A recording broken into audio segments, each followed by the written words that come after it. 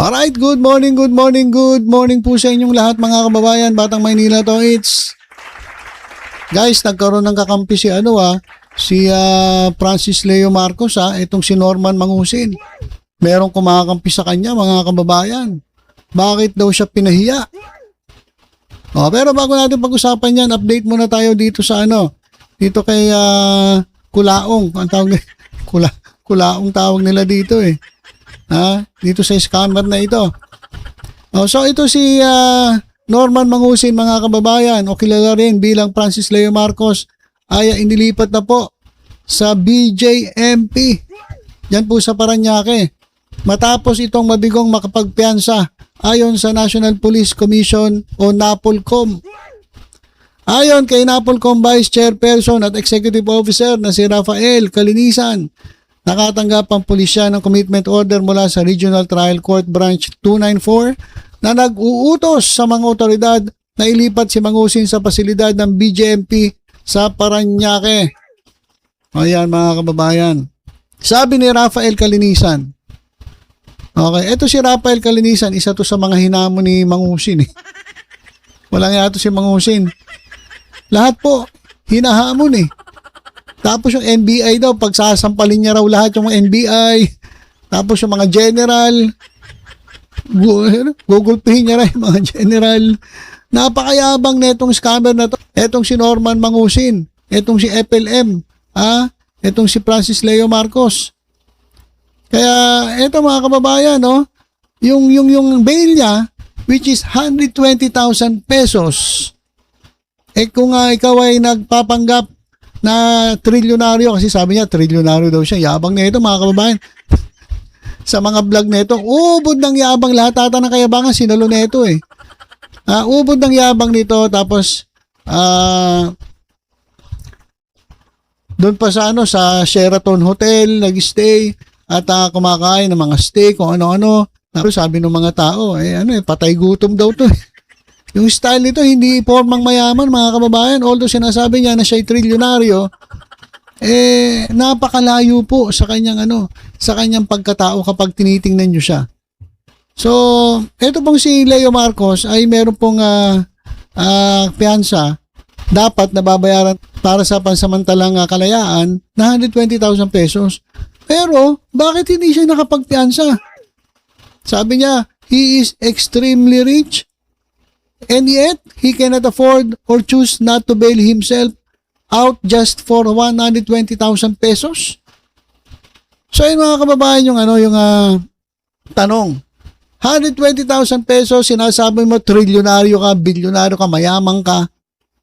Tapos, 120,000 pesos na piyansa, hindi mo nabayaran. Dalawa lang naman yan mga kababayan It's either wala talaga siyang pera at talagang scammer siya, manluloko siya, mambubudol siya, o kaya naman sinasadya niyang hindi mag-post ng bail para para mang-scam uli. Gagawin niya, magpapa-victim effect siya. Magpapaawa siya sa kanyang mga subscribers o followers, at ito naman mga tanga niyang mga followers naniniwala sa kanya. Ngayon, ang gagawin na ito, sigurado to, manghihingi na naman ng pera dyan sa kanyang mga taga-subaybay. Magpapaawa ito katulad ng ginawa niya dati. Merong nagsabi, milyon-milyon ang utang nito. Panoorin niyo yung vlog ni Makagago at ng mga ilan pa na kakilala itong si Norman Mangusin alias Francis Leo Marcos. Panoorin ninyo kung may time kayo. Kalalaman nyo ron na talagang maraming naloko to. Maraming na-scam ito.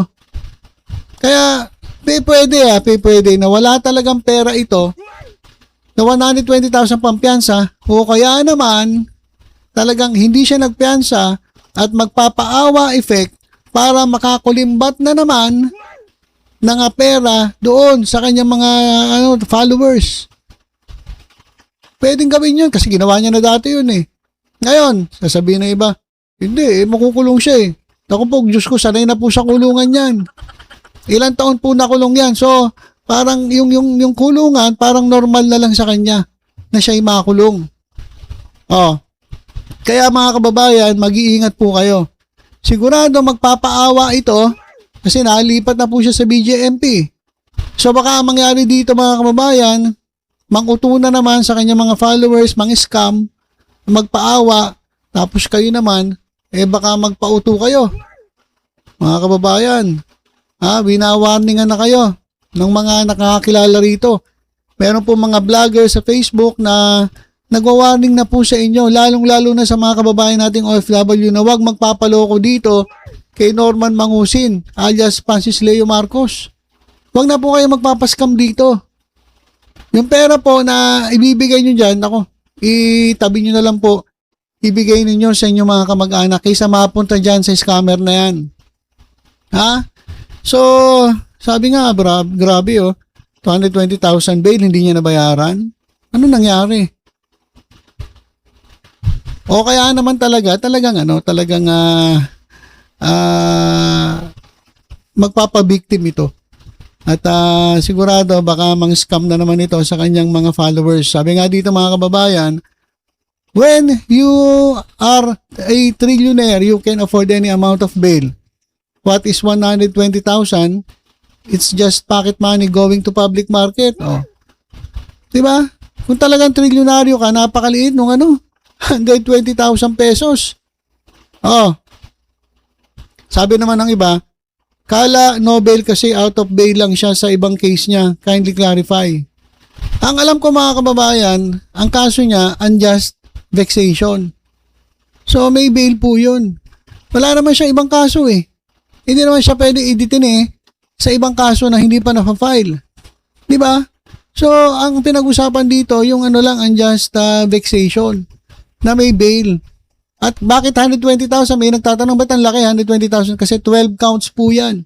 12 counts ng unjust vexation. So, lumalabas 10,000 kada isang kaso.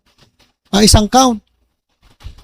So, marami pong marami pong counts yun. Kaya, lumaki po 120,000. Tapos, ito, isang lamo daw uli yung Rolex mo para may pambail ka. So ayan mga kababayan, si Leo Marcos, ayan nga nagpagupit na. Hindi ko alam kung style to. Kasi alam ko ginugupitan sa Bilibid. Pero sa BJMP hindi ako sigurado kung ginugupitan kasi ginupitan daw, kinalbo daw So ngayon, ito pong pagkakapresenta sa kanya diyan po sa publiko. Nagkaroon po kasi ng press con etong si Kalinisan. Nag-react po etong si Raffy Tulfo mga kababayan. Nag-react po si Raffy Tulfo. Eto mga kababayan. Ayan si Raffy Tulfo to the rescue. Kita niyo ba? Ayan Kita niyo naman. Raffy Tulfo kine-question pagbalanda ng CIDG kay Norman Mangusin. Sabi ni Tulfo, may kayabangan nga siya. Kung tutuusin, maraming asar sa kanya.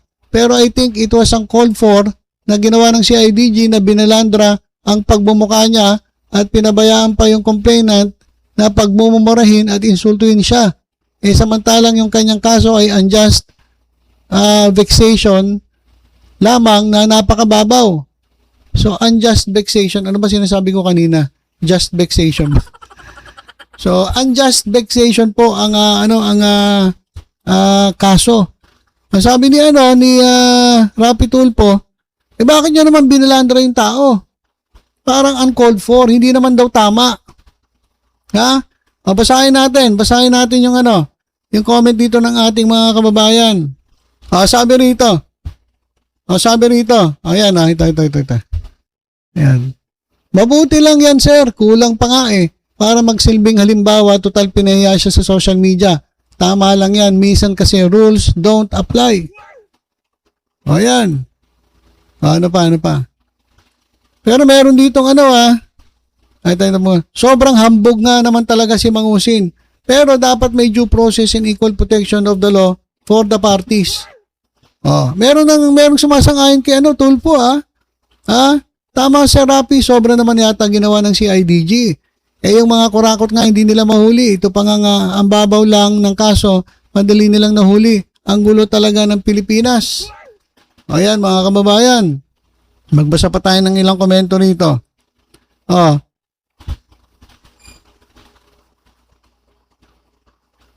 Para sa akin, dapat makakasuhan yung mga pulis, lalo na yung mayabang na commissioner ng NAPOLCOM. Oh, may mga kampi kayo kay Leo Marcos, ha? Marami pa rin pala talaga nabudol itong si Norman Mangusin. Ito. Dami yung staff sa Rapi Tulfo. Ito mga kababayan. Ayan. Para makita niyo. Labo.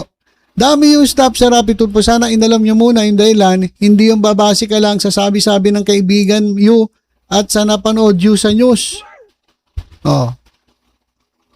Marami po talaga kasing galit dito kay Norman Mangusin. Marami po kasing na-scam to. At sobrang yabang, napakayabang.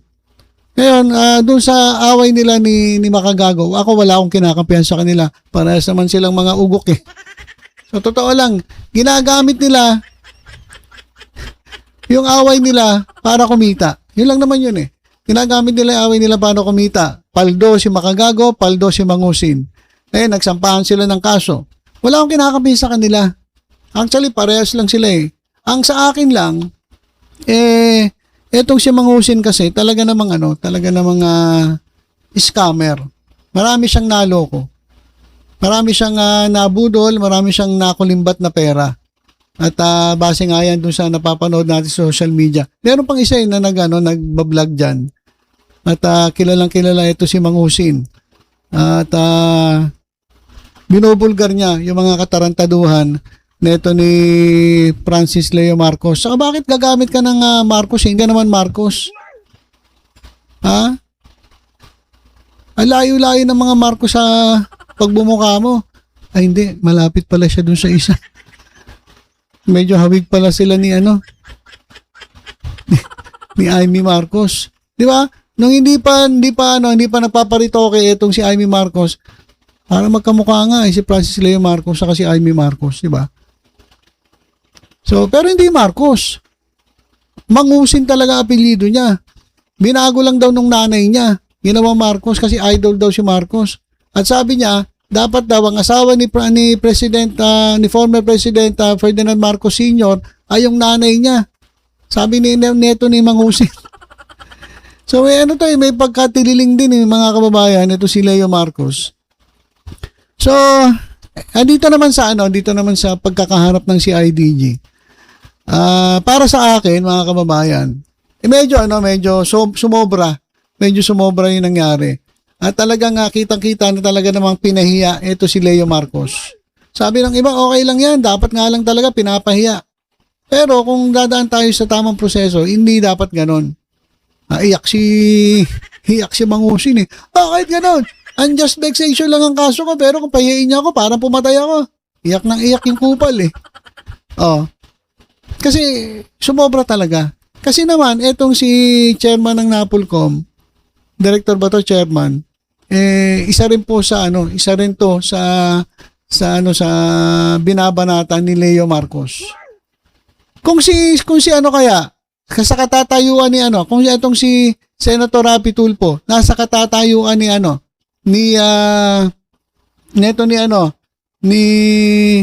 Kalinisan. Okay? Kung si sabihin natin si Rapi Tulfo pinagmumura neto ni Francis Leo Marcos o ni Norman Mangusin, mag-area kaya siya ng ganyan? Ipagtatagol na kaya ito si Mangusin? Ayan ang di natin alam. Kasi may pinipersonal din to si si Kalinisan eh. Pinipersonal ni Mangusin. Kung si Rapi Tulfo kaya pinersonal ni Mangusin, sa tingin ninyo, ano magiging reaksyon niya? Siguro tatahimik lang siya. Bahala kayo dyan. Tama lang ginawa. Bastos yan si Mangusin eh. Baka ganun pa sabihin ni Rapi Tulfo eh.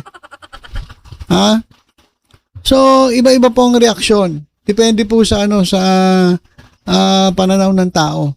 Kung yan ang pananaw ni Rapi Tulfo, dahil syempre, gusto niya siguro gumit na. Alam niyo naman, tahimik yan sa ibang issue.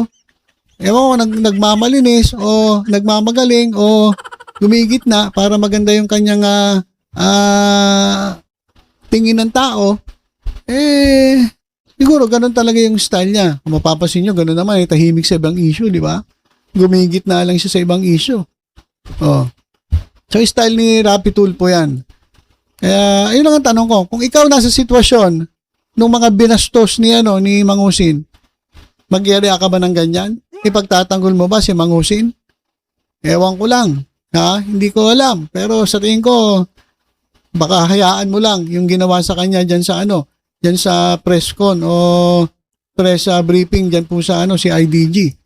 Kasi hindi ka hindi ka, pero alam ko may video na binabanatan ni Mang Husin to si Rapi Tulfo bahala siya sa buhay niya. So, ayan po mga kababayan, ang ating update dito kay Mang Husin. Pero mo 120,000, hindi siya nakapag-bail. Bailable naman. Yung unjust vexation. At para sa akin, sumobra yung ginawa sa kanya. Talagang pinahiya talaga siya. Talagang sa tingin ko, personal talaga siya. Talagang pinahiya siya. Ito si Mang Husin. Kasi nga, bastos siya. Binastos niya rin yung mga NBI, PNP, maging ito si Kalinisa, Napolcom, binastos niya. Tapos nagsuot pa ng uniforme ng pulis. Ba't hindi mo sitahin? Rapi Tulfo, yung ginawa ni Mang Husin, nagsuot ng uniforme, pagkatapos yung mga nang-scam siya ng mga tao. Ba't hindi mo yung tingnan? Ngayon, pinagtatanggol mo si Mang Husin? Bakit? Ayun lang yung mga tanong namin. Tapos, nalipat na po siya sa BJMP. Trilyonaryo ka, hindi ka nag-post ng bail. It's either wala ka talagang pera, scammer ka, manluloko ka, mambubudol ka, wala ka talagang pera, o kaya naman, kaya mo naman mag-bail. O baka naman wala na talaga sumusuporta. Yung pinapakita niyang pera, baka lang yun, kumbaga show money lang, pero hindi naman talaga kanya. Baka naman wala na sumusuporta sa kanya, kaya hindi siya nakapag-bail. O kaya naman, pinili niya talagang hindi mag-bail para magpaawa, magpa-victim effect, para pag nakulong siya doon sa BJMP, mananawagan uli siya sa kanyang mga nauto, sa kanyang followers na baka naman pwede nyo akong tulungan. Mga kababayan, warning po sa inyo, huwag na po kayo magpabudol dyan sa taong yan. Marami na po naloko yan, nung nakulong yan, milyon-milyon ang nakulimbat niyan. At na itong sinisingla siya, mukhang galit pa siya doon sa nagpautang sa kanya. Yan po yung naririnig natin sa social media. So, mag-iingat po kayo mga kababayan sa ganitong klase mga tao. Huwag po kayo magpapascam. At sigurado yan. Magpapaawa yan. At sa BJMP balita dati nakakagamit ng cellphone niya si Mang Husin dyan sa loob. Igilan nyo na yung mga diskarte nyo na ganyan. Kaya sino ba may hawak ng BJMP? DILG? O DOJ? O basta sa ahensya na may hawak ng BJMP, bantayan nyo sir. Yan, kasi dati po may bali-balita nakakahawak ng cellphone sa loob yan. Bawal po yan. Kaya nga nakapang-scam Pero yung nasa loob nakakulong nagse-cellphone. Kaya yun lang, paalala lang namin sa mga otoridad, mga sir, wag naman ganon.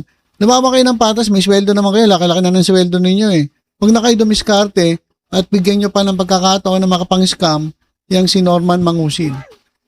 Alright, so ayun, tuwa-tuwa po yung mga followers ni Makagago.